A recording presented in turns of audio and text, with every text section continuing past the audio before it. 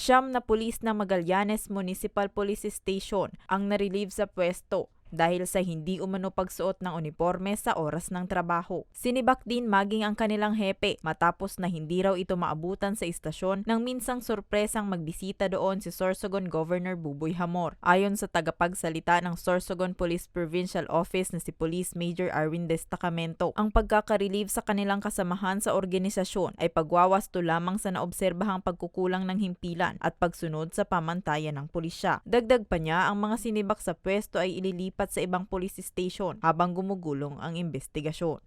So itong mga personnel na ito ay pansamantalang relieved doon sa nasabing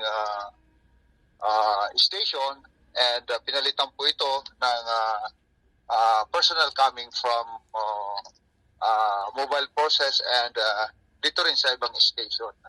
Kung saan para at least yung position na bakante yun din ang pupunuan po.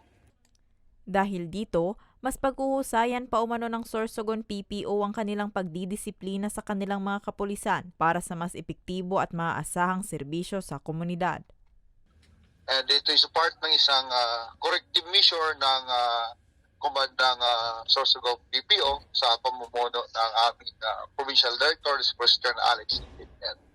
Sa part ng command, so talagang hindi naman ito tolerate ang mga ganitong mga lapses and hindi na talaga ito mauulit. Samantala, nanawagan naman si Destacamento sa mga kapulisan na isabuhay ang kanilang sinumpaang tungkulin. Para sa mga balitang Tatak, Bicol, Rose Bilista.